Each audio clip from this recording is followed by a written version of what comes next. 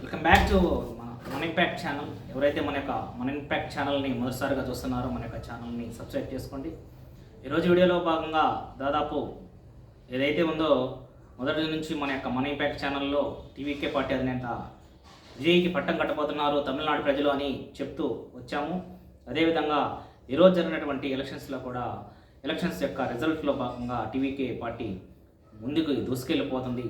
దీంట్లో భాగంగా దాదాపు 234 ఉన్నటువంటి తమిళనాడు యొక్క సీట్లలో 108 నుంచి 110 స్థానాల నుంచి ప్రజెంట్ లీడింగ్లో ఉందన్నమాట.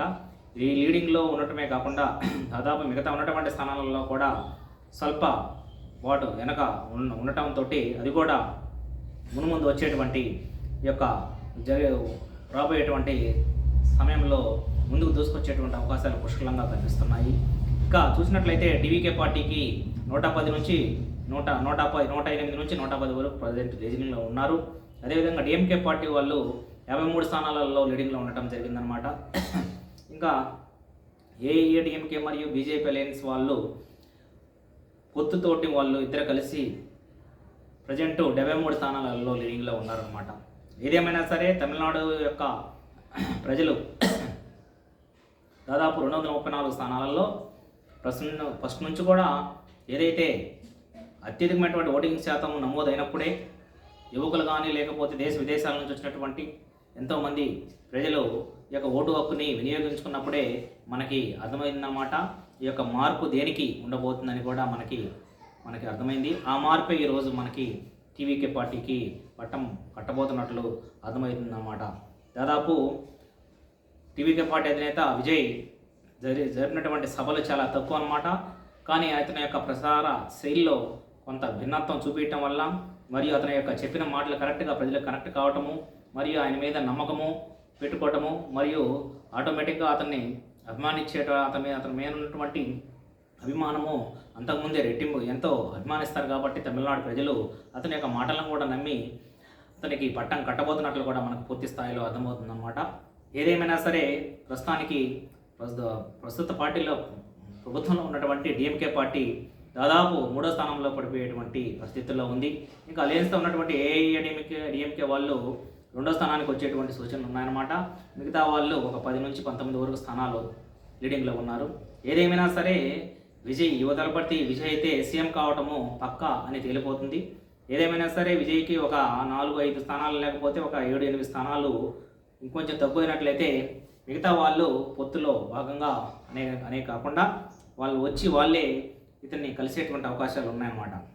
ఇంకా చూసినట్లయితే డిఎంకే పార్టీ అయితే ఆల్మోస్ట్ విజయ్ని సంప్రదించినట్లు మరియు ఏఐడిఎంకే వాళ్ళు మరియు వాళ్ళ యొక్క బీజేపీ పొత్తు వాళ్ళకైతే వాళ్ళతో సుముఖంగా లేడని కూడా మనకి అర్థమవుతుంది.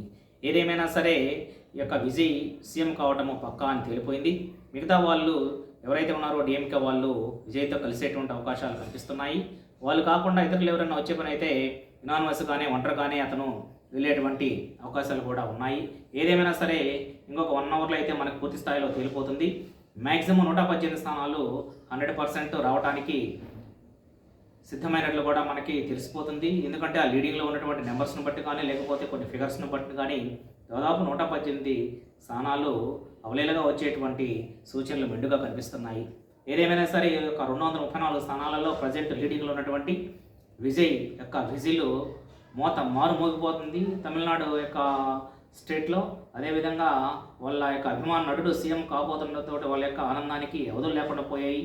వీటన్నిటి బట్టి చూస్తే రాజకీయాలలో పెనుసంచలనం సృష్టించబోతున్నాడని కూడా మనం ముందే గ్రహించాము.